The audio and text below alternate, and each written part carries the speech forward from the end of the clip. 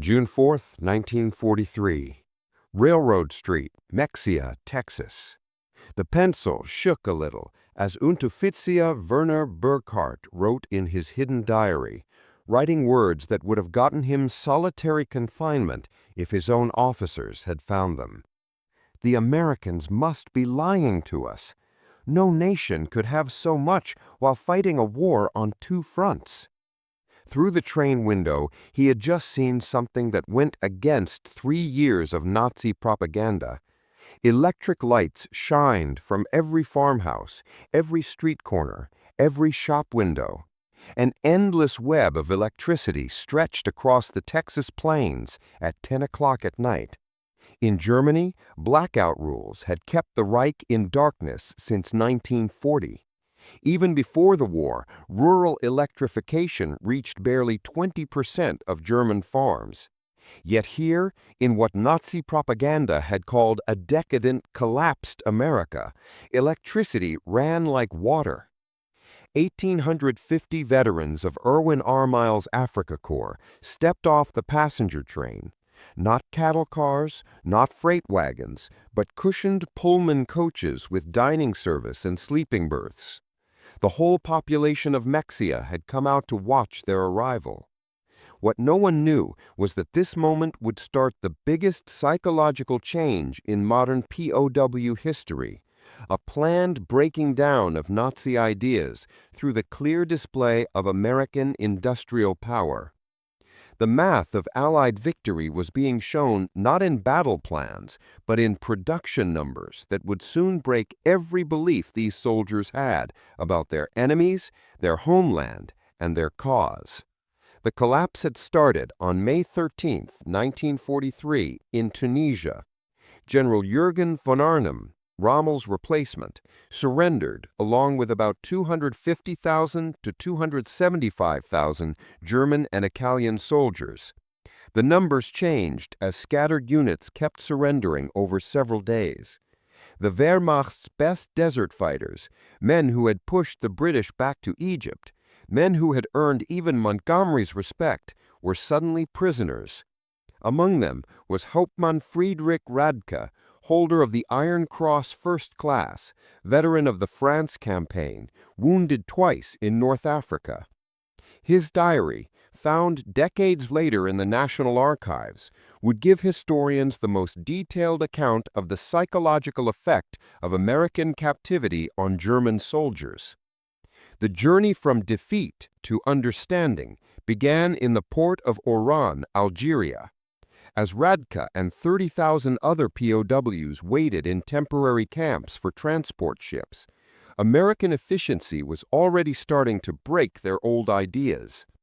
The U.S. Army processed thousands of prisoners every day with an organization that was better than anything the Wehrmacht had ever done, even at its strongest. Identity cards were photographed and filed. Medical checks were done. Shots were given. Geneva Convention rights explained in fluent German by American officers trained especially for this moment. But the first real shock came with the food. Oberreiter Hans Müller, captured with the 21st Panzer Division, wrote to his mother 8 months later, "In the cage at Oran, while we waited for ships, the Americans fed us better than we had eaten in 6 months of desert fighting. White bread, real coffee, meat twice a day. We thought it was propaganda, that they were trying to impress us. We did not know this was their normal military ration." The Liberty ships that carried them across the Atlantic were themselves proof of American industrial power. The SS Robert E. Peary had been built in 4 days, 15 hours, and 29 minutes at Kaiser Shipyards in Richmond, California, a fact that Germans would have called impossible propaganda if they had known. These ships, made at a rate of 3 per day at the peak of production, were returning from delivering supplies to the European theater. Instead of sailing back empty, they carried human cargo of up to 30,000 POWs each month by summer 1943. The 2-week Atlantic crossing in July 1943 gave the second part of psychological breaking. Feldkirch Zimmermann of the 90th Light Division kept a detailed record that survived in letters to his family after he returned home. The ship's crew, he wrote, threw away more food each day than his whole company had gotten in weekly rations during the last months in Africa. The American sailors threw away half-eaten steaks, whole loaves of bread that had gone bad, Zimmermann wrote. They did this openly, without thinking, not to make fun of us, but because to them this waste meant nothing. Their supply was endless. The ships themselves became floating classrooms, showing American power. POWs found out that the ship carrying them was one of 2,710 Liberty ships built during the war. Each one needed 250,000 parts made from pieces built in 32 states. The engines, they learned from talkative American guards, were made in 3 separate factories, each producing 900 horsepower cylinders that were then put together in ports that barely existed 2 years ago. Lieutenant Colonel Wilhelm von Steubenang, whose aristocratic Prussian family had served in every German war since Frederick the Great, later wrote in his memoirs, "As our ship got close to the American coast, I watched the radar antenna turning above the bridge. This technology, which we thought only we and maybe the British had in small amounts, was normal on a cargo ship. It was then I first thought that Germany had already lost the war." August 2, 1943, Norfolk Naval Base, Virginia.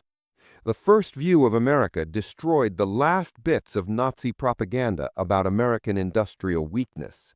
The Norfolk base stretched across 4,300 acres, its docks going for miles, its cranes loading and unloading many ships at the same time.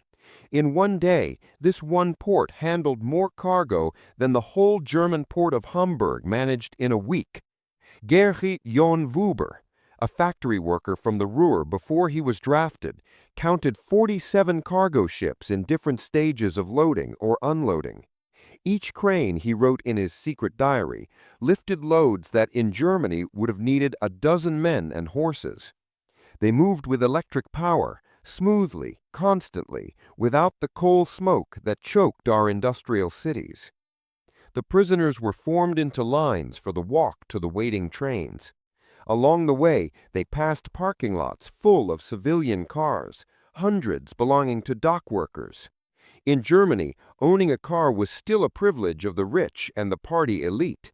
The Volkswagen, promised to the German people since 1934, stayed a propaganda dream, with fewer than 1,000 ever given to civilians. Here, normal workers drove to work in their own cars.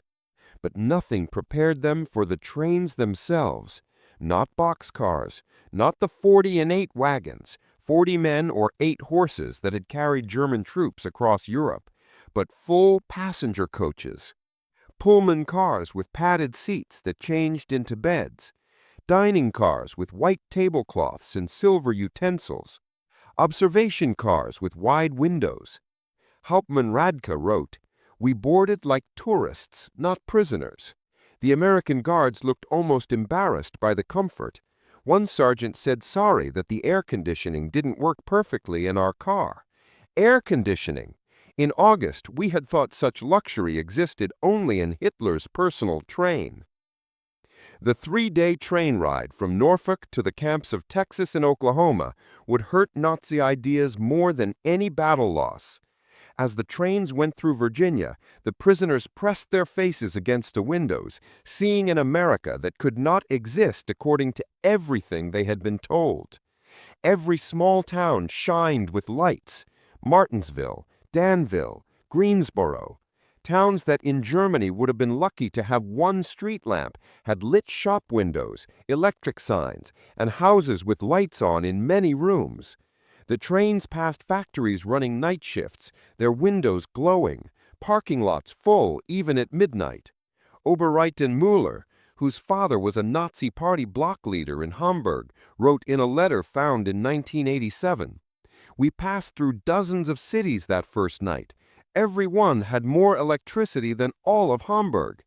The guards told us this was normal, that every American town had electricity since the 1920s. I called him a liar. He just shrugged and said we would see. In Roanoke, Virginia, the train stopped for water and coal. The prisoners watched as American railway workers did in 30 minutes what would have taken 2 hours in Germany. Automated coal loaders, electric water pumps, mechanized lubrication systems. Every part of the operation showed technological superiority. More surprising still was the casual wealth of the workers themselves. They wore leather boots that would have cost a German laborer 2 months of pay. They drank Coca-Cola from glass bottles and threw the empties in bins without thinking. They smoked cigarettes constantly, putting them out half-finished. Feldwebel Hinrich Müller, an electrical engineer from Siemens before the war, figured that the single railway yard they stopped at used more electricity in 1 hour than his whole district in Berlin. In a post-war interview, he remembered, "I knew those plants. I could see the distillation columns, the catalytic crackers. Each facility was more advanced than anything we had built, and there were 4 of them in this one place. They told us there were dozens more across the country." The trains passed Ford's Willow Run plant outside Detroit, visible from miles away. This single factory, built in just 9 months, made a B-24 Liberator bomber every 63 minutes. At peak production, 42,000 workers put together bombers from 1,550,000 parts made by 1,500 subcontractors. The plant took up 2.5 million square feet of space and used more electricity than the entire German city of Cologne. Hauptmann Vermwerle, a Luftwaffe pilot shot down over Tunisia, pressed his face against the window as they passed. He counted 17 B-24s in different stages of completion seen from the train. We had been told American planes were weak, built quickly, and would fall apart in combat, but I could see the precision of the assembly lines, the quality of the construction. These were not weak planes. They were just built faster than we could imagine possible. The deeper the trains went into America, the more completely Nazi myths were destroyed. In St. Louis, they crossed the Mississippi River on the Eads Bridge, while below, barges carried more grain than all of Germany harvested in 1942. The prisoners could see grain elevators along both banks, each holding enough wheat to feed a German city for months. Unterritzer Karl Schmidt, a farmer's son from Bavaria, wrote in his diary, "The Americans move food like we move ammunition, in endless amounts without caring about loss. I watched them loading one barge with enough wheat to feed my whole village for 5 years. The crane operator was eating a sandwich with meat thicker than our weekly ration." In Kansas City, the train stopped at a huge stockyard where tens of thousands of cattle waited for slaughter. The smell of meat packing plants filled the air for miles. German POWs who had lived on 200 grams of meat per week in Africa, when lucky, watched American workers eating beef sandwiches during their lunch break. "They ate meat like we ate bread," wrote Greifer Paul Fischer. "No, that's wrong. They ate meat like we wished we could eat bread." The guard bought us hamburgers from a stand near the station. Meat, cheese, vegetables on white bread for 15 cents. He bought 20 of them without thinking, paid with a single dollar bill. This was not special. This was their normal food. The arrival at the camps themselves gave the next level of mind-changing shock. Camp Hearne, Texas, built in just 4 months, held between 3,000 and 4,800 prisoners in conditions better than what most had known as civilians. Wooden barracks with electric lights, flush toilets, hot showers, and steam heat, each building made with more lumber than entire German villages had. The camp hospital amazed the medical prisoners. Oberstleutnant Dr. Frederick Bauer, chief surgeon of the 164th Light Division, found himself in a hospital better equipped than most German civilian hospitals. X-ray machines, surgical tools, and medicines that had been missing in Germany since 1941, all standard for enemy prisoners. They had penicillin, Dr. Bauer would later say, this miracle drug that we had only heard about. They used it freely, even on prisoners with small infections. German soldiers were dying for lack of basic sulfur drugs, and the Americans gave us their most advanced medicine without hesitation. The camp kitchen became another lesson in American wealth. Prisoners assigned to cooking found walk-in refrigerators, electric mixers, automated dishwashers, and gas ranges that could cook meals for 5,000 men. The daily ration had fresh milk, eggs, meat, vegetables, and white bread, amounts German civilians hadn't seen since 1939. Feldwebel Otto Krebs, a former hotel chef from Munich, wrote in his diary, "Today we threw away more food than my family has seen in 3 years. Not spoiled food, just extra.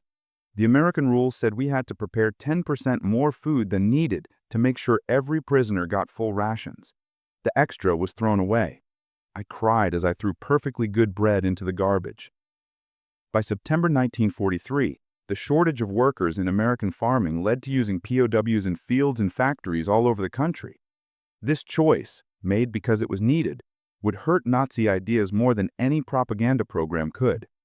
Groups of prisoners were trucked every day to work sites, traveling through the American heartland without blindfolds or restricted roads. They saw everything: the endless fields of corn and wheat, factories running 3 shifts, shops full of goods, parking lots full of cars, and houses with refrigerators and radios. At a cotton gin outside Houston, Winterizia Herbert Lang watched one machine process more cotton in 1 hour than his whole village could handle in a month using old methods. The gin ran on electricity from the Colorado River Authority, part of a rural electrification program that had given power to 90% of Texas farms by 1943. The farmer who owned the gin was nobody special, Lang wrote. Not aristocracy, not a party member, just a farmer. Yet he had electricity, running water, a truck, a car, and a tractor. His workers, including the Negroes, ate lunch from boxes with more food than German workers got in a week. And this was normal. Every farm we passed was the same. In Nebraska, prisoners worked in beet fields, seeing farming machines that seemed unbelievable. One combine harvester, they learned, could do the work of 100 men. The fields stretched to the horizon, each one bigger than whole German counties.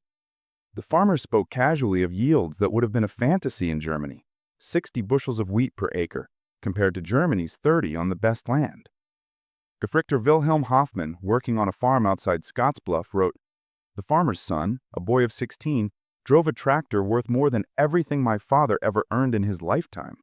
When I mentioned this, the boy laughed and said, it wasn't even a particularly good tractor. His father was waiting for a new model from John Deere that would be even better." The most shocking discoveries came to the prisoners who worked near or in American factories.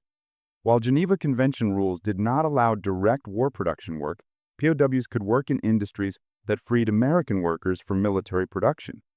This rule let thousands of German prisoners see American industrial power up close.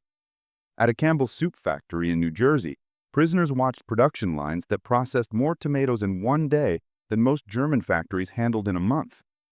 The factory worked with only a small crew of women and elderly men, since most young workers were in the military. Yet production was higher than in peacetime. Stabsfeldwebel Ernst Wagner, who had worked in a German food factory before the war, recorded the experience. Everything was automatic. Electric conveyor belts, machines that filled cans by themselves, steam cookers that processed hundreds of cans at once. One elderly woman watched controls that, in Germany, would have needed 50 workers. She did this while listening to the radio and drinking coffee. Near Detroit, prisoners unloading coal at a power plant saw the auto industry switching to war production. The River Rouge complex visible across the water had 100,000 workers making jeeps, aircraft engines, and tanks. The plant used 1.5 million kilowatts of electricity every day, more than all of Hamburg. "We could see the parking lots," wrote Obergreifer Franz Kellner. "Thousands of cars belonging to workers. In Germany, even our officers rarely owned cars. Here, factory workers drove to work. The guard told us many workers had 2 cars, one for work, one for family use. We thought he was joking." By September 1943, all these observations were causing what American intelligence officers called ideological collapse syndrome among the prisoners. The Special Projects Division, the secret re-education program run by the Post-Marshal General's office, recorded more prisoners asking for American newspapers, books, and educational materials. Major Paul Noland, a member of the monitoring team, reported in December 1943, "The prisoners no longer argue when shown production numbers. They've seen too much. The most fanatical Nazis have gone quiet. They still stayed loyal to Germany, but no longer talked about victory. Many openly questioned what they had been told about America." The camp newspapers made by prisoners themselves began showing this change.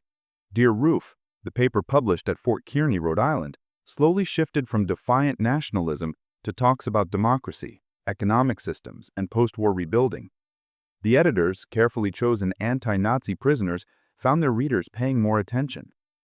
Lieutenant Hermann Gut, captured with the 10th Panzer Division, wrote in a letter that was read by American monitors, "We were told America was a mongrel nation, weak, divided, controlled by Jews, unable to fight. Every day I am here, I see the opposite. This is the most organized, united, and powerful nation on earth. We were told fairy tales by criminals." The most shocking blow to Nazi ideas came from an unexpected place: the treatment of Italian prisoners after Italy's surrender in September 1943. Italian POWs who agreed to cooperate were put into Italian service units with better housing, higher pay, and more freedom. German prisoners watched their former allies working with Americans, eating in American restaurants, some even dating American women. Hetman Friedrich Schultz wrote, "The Italians betrayed us, yet they are treated better than we treated them as allies. They work freely, earn money, send packages home. The Americans show them no hate. This democracy we were taught to hate seems more honorable than our own system." Christmas 1943 gave the most powerful psychological effect. Churches and civic organizations sent 500,000 Christmas packages to German POWs, enemies who had been trying to kill American soldiers just months before. Each package had cigarettes, candy, toiletries, and games. Local communities invited prisoners to Christmas dinners, though rules stopped most from going. At Camp Hearn, Texas, the local Methodist church choir sang Christmas carols in German for the prisoners. Women from Hearn sent homemade cookies and cakes. The Boy Scouts delivered handmade Christmas cards. This kindness to enemies destroyed the last bits of Nazi racial theory. Oberleutnant Walter Müller, whose brother had died in the bombing of Hamburg, wrote, "They know we are their enemies. Many have sons and husbands fighting against our armies, yet they show us Christian charity, not propaganda, but real kindness. What kind of people treat enemies this way? Only those who are completely sure of victory and safe in their power." The Christmas meal itself was hard to believe. Turkey, ham, mashed potatoes, gravy, vegetables, pies, ice cream. Amounts of food that Germany hadn't seen since before the First World War. The prisoners ate until they were full, unable to understand such resources being given to enemies. "We ate like kings," wrote Helms Webel Hansa.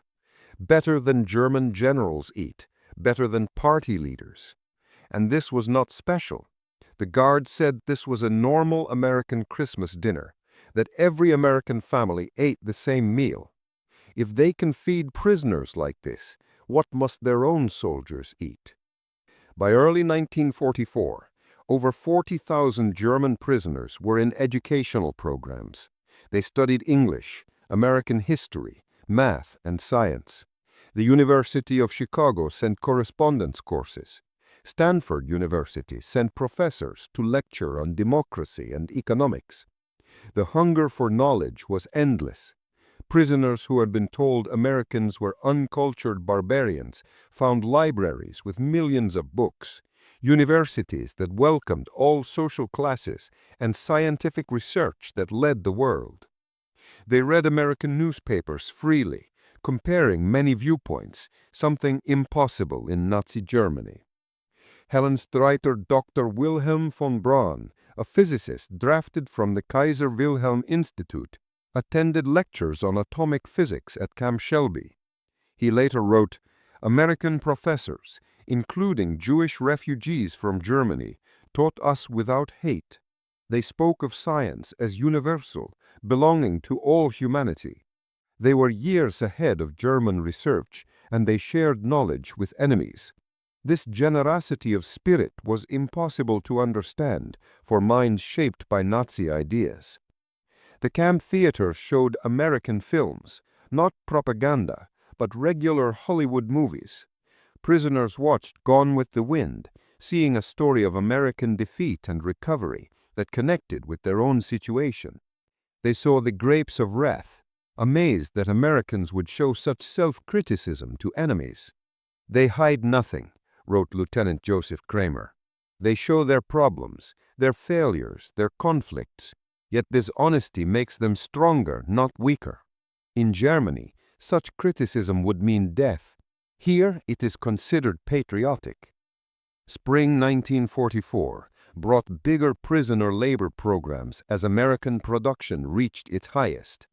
German PSWs worked in canneries, mills, and fabrication plants, seeing the full power of American industry.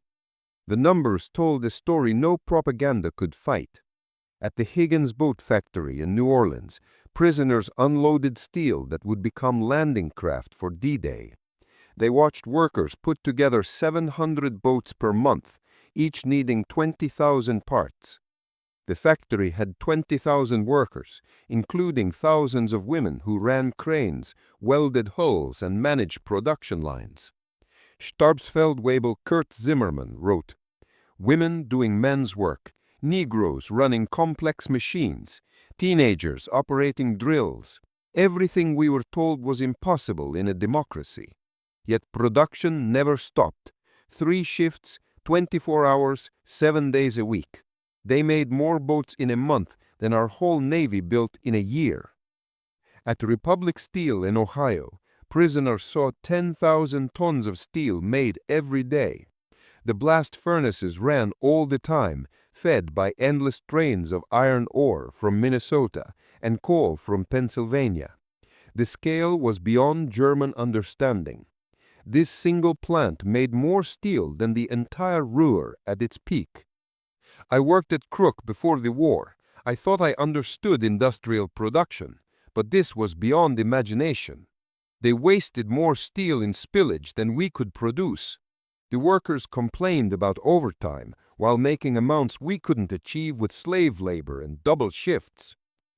The summer 1944 harvest gave the final destruction of Nazi propaganda about American weakness.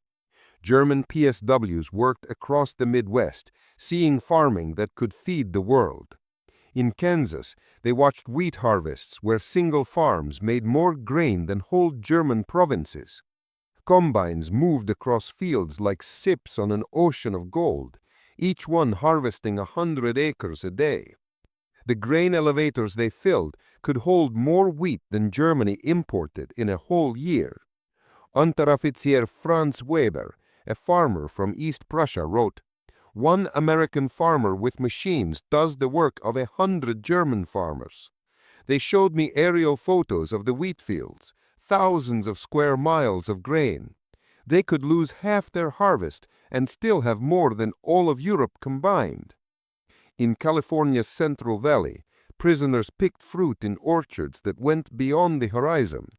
They watched as perfectly good fruit was thrown away for small blemishes, fruit that would have been treasured in Germany. Whole crops were sometimes plowed under to keep prices stable, a concept that caused mental shock among prisoners from hunger-ravaged Germany. They destroyed food to keep prices stable. Mountains of oranges bulldozed into pits because there were too many. We begged to send them to Germany, to our families. The guards were kind but said it was impossible. The waste was clear proof of unlimited resources. June 6, 1944. When news of the Normandy invasion reached the camps, German prisoners faced their final ideological collapse.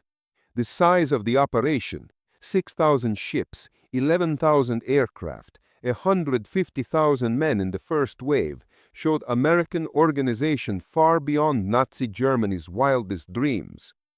Prisoners at Camp Shelby watched news films of the invasion within days. They saw endless streams of ships, artificial harbors, and the supply system that brought 15,000 tons of materials every day across open beaches. They watched their homeland being crushed by the nation they had been told was too weak to fight. Oberst Lieutenant von Tauben wrote, "We knew then that everything was lost, not just the war, but the whole Nazi project. We had challenged the world's greatest industrial power with fairy tales and racial myths. We sent horses against their trucks, rifles against their automatic weapons, courage against their unlimited resources. Throughout their captivity, German prisoners experienced something that challenged Nazi ideas more than any material wealth: American humanity. Despite propaganda showing Americans as weak and sentimental, POWs found the people strong enough to show mercy. When Gefreiter Hans Miller's son died in the Hamburg bombing, the American camp commander personally delivered the Red Cross message and offered sympathy. When Lieutenant Paul Fischer's wife wrote that she struggled to feed their children, American church groups sent food packages to her in Germany, enemy civilians in a country America was actively bombing. They separated the German people from the Nazi regime. They said they were fighting Hitler, not Germans. This difference, which seemed like propaganda, was real. They prepared us to rebuild Germany after the war, not to destroy it. The medical care especially affected prisoners. German doctors worked with American medical staff, learning new methods using advanced equipment. Prisoners got operations that in Germany would have been available only to the elite. Mental health care, almost unknown in the Wehrmacht, was given to traumatized soldiers. Dr. Friedrich Bauer wrote, "They treated attempted suicides with counseling, not punishment. Prisoners with mental breakdowns got therapy, not beatings. This humanity toward enemies showed a strength we never understood, the confidence of true power." By March 1945, the secret re-education program had produced amazing results. Over 25,000 prisoners had volunteered for democracy courses. The camp newspapers published articles about constitutional government, free markets, and civil rights. Discussion groups debated Germany's future after the war. The success was bigger than anyone expected. Prisoners who had arrived as fanatical Nazis were now writing essays about democratic rebuilding. Officers who had sworn oaths to Hitler were planning how to use American farming methods in post-war Germany. We became missionaries for democracy. Horror. The psychological effect was crushing. Men who had kept some pride in German honor despite military defeat now faced the total moral collapse of their nation. Everything they had fought for was not just defeated, but evil. Helbman Walter Schmidt wrote the clearest summary. "We thought we were warriors for a great cause. We discovered we were tools of criminals. We believed we were bringing civilization to inferior peoples. We found that we were the barbarians. The Americans we called weak and decadent showed us what civilization really meant." As the war ended in May 1945, German POWs faced going home with mixed feelings. They had seen an America that went against everything they had believed. They had eaten better as prisoners than as soldiers. They had been treated with more respect by enemies than by their own government. The last months of captivity were spent getting ready to return to a ruined Germany. American authorities gave vocational training, farming lessons, and political education. Prisoners learned about the Marshall Plan before it was officially announced, understanding that America would rebuild rather than punish Germany. "They prepared us to rebuild our country," wrote Oberfeldwebel Friedrich von Taben. "They gave us skills, knowledge, hope. They turned defeated soldiers into future citizens. This generosity from victors was impossible for minds shaped by Nazi revenge to understand." Between 1945 and 1946, 371,683 German POWs were sent home from American camps. They returned to a Germany that was divided, destroyed, and poor. But they brought back something very valuable: knowledge of how a democratic, industrial society worked. The German POWs who saw American industrial power became unintentional agents of change in post-war Germany. They had seen industrial efficiency, agricultural productivity, and democratic wealth. They knew reconstruction was possible because they had seen a society that had done it. Many former POWs went on to important roles in West Germany's rebuilding. Hans Kroll, a prisoner at Camp Shelby, became West German ambassador to the United States. Walter Hallstein, who taught classes at Camp Co., became president of the European Commission.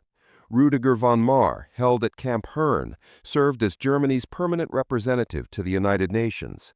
Edward Ackerman, prisoner at Fort Robinson, became a leader in German farming reform. They brought American methods to German factories, American efficiency to German farms, and American democratic ideas to German politics. The economic miracle of the 1950s was built partly on knowledge gained in American prison camps. We learned that prosperity came from freedom, not conquest, Hans Kroll wrote in his memoirs. We saw that democracy created wealth, that diversity made strength, that treating workers well increased production. These lessons learned as prisoners shaped the new Germany.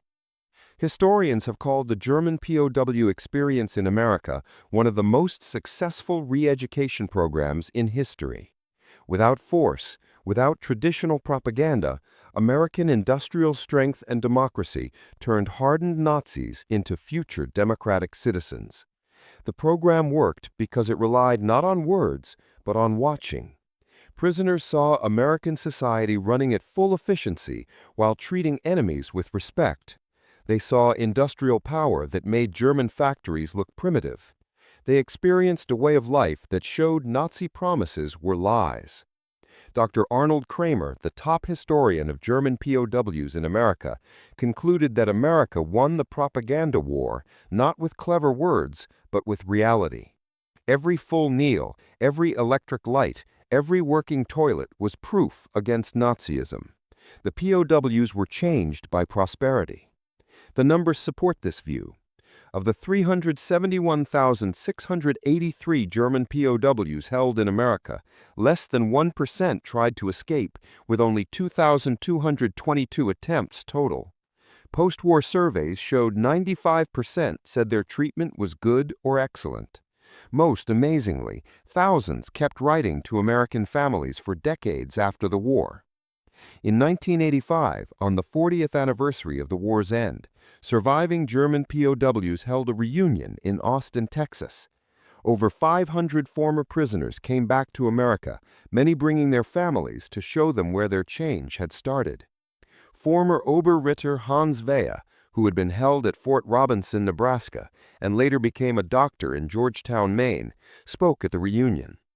Life in the camps was much better for many of us who had grown up in cold water flats in Germany. We found running water, central heating, and plenty of food. But more than that, we found dignity. Former Stabsfeldwebel Kurt Meyer, who had worked on farms in Iowa, added, "The farmers treated us not as enemies, but as young men far from home. They shared their meals, their knowledge, sometimes their homes. This kindness from people whose sons were fighting against us changed us forever." At the 1985 dinner table, former Oberleutnant Hermann Gutz, then 78, gave the keynote speech that captured the heart of the transformation. "We came to America as enemies, as Nazis, as believers in a lie. We left as friends, as Democrats, as men who had seen the truth. America showed us that strength comes not from conquest, but from production, not from hatred, but from diversity, not from tyranny, but from freedom. We saw the arsenal of democracy working at full power.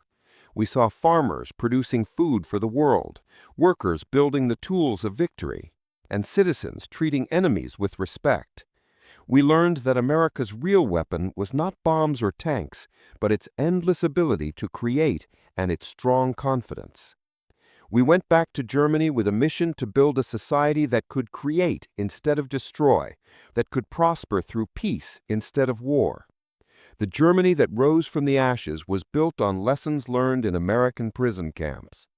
We who came as conquerors left as students. To America, from your former enemies, now your friends. Thank you for showing us the way," one former prisoner said. The auditorium erupted in a standing ovation. Americans and Germans together, former enemies, united in recognition of a change that had seemed impossible when the first trains arrived in Texas in June 1943. The scale of the German POW experience in America can be measured in clear statistics, showing both the size of the operation and its remarkable success. Camp infrastructure. Over 500 camps in 45 states, every state except Nevada, North Dakota, and Vermont. 175 main camps with 325 branch camps. Camps built to hold from 250 to 12,000 prisoners each. Construction finished in an average of 90 days per camp. Prisoner population. 371,683 German POWs, part of 425,871 total Axis POWs. Peak population in May 1945. Average of 20,000 new arrivals monthly in 1943, 30,000 monthly after D-Day, 60,000 monthly in the final months of the war. Labor contribution. 14 million man-days of farm work, 100 million board feet of lumber processed, $230 million in labor value in the 1940s, 80 cents daily wage per prisoner. Prisoners filled critical labor shortages in 46 states. Escape statistics. Only 2,222 attempts out of 371,000 prisoners, just 0.6%. 0 permanent escapes succeeded. Most escapees were caught within 24 hours. No American civilians were hurt by escaped POWs. Educational programs. Over 40,000 enrolled in courses. 135 camp newspapers were published. 30,000 took English classes. 15,000 did vocational training, and 8,000 took university correspondence courses. Post-war immigration. About 5,000 former POWs moved to the U.S. after the war. Over 12,000 kept writing to American families. Average correspondence lasted 31 years. Many returned as tourists or business partners. Treatment assessment. 95% said treatment was good or excellent. 74% believed captivity positively changed their view of the world. 61% showed interest in learning about democracy. Less than 10% still held strong Nazi beliefs by 1945. The German POWs who saw American industrial power didn't just witness history, they were changed by it. Their captivity became education. Their defeat became understanding. Their imprisonment became freedom from the ideas of Nazism. In the end, America's biggest victory was not on the battlefield, but in the prison camps, where clear proof of democratic prosperity achieved what armies could not: the complete change of enemy minds. The POWs arrived believing in German superiority and American weakness. They left knowing the truth. American industrial power was not just huge, it was impossible for minds shaped by lack and tyranny to comprehend. The trains that brought them to captivity in 1943, their awe at American abundance, planted the psychological seeds of the Atlantic Alliance, the Marshall Plan, and the democratic rebuilding of Germany. They had seen America, and they would never be the same. Their children would grow up in a democratic Germany allied with the United States. This partnership started with the moment when 1,850 Afrika Korps veterans stepped off a train in Mexia, Texas, and realized everything they had believed was wrong. The story of German POWs in America is ultimately a story of redemption through revelation. It shows that sometimes the greatest victories are won not through destruction, but through demonstration. Not through propaganda, but through prosperity. Not through hate, but through humanity.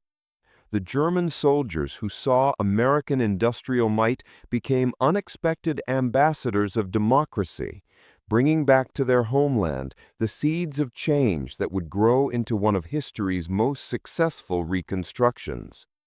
Their journey from Nazi warriors to democratic citizens is one of the most remarkable transformations in modern history. This was done not by force, but by showing the overwhelming proof of what free people can achieve when they work together.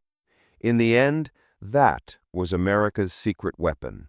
Not just the ability to make more tanks and planes than any nation, but the power to change enemies into friends by example.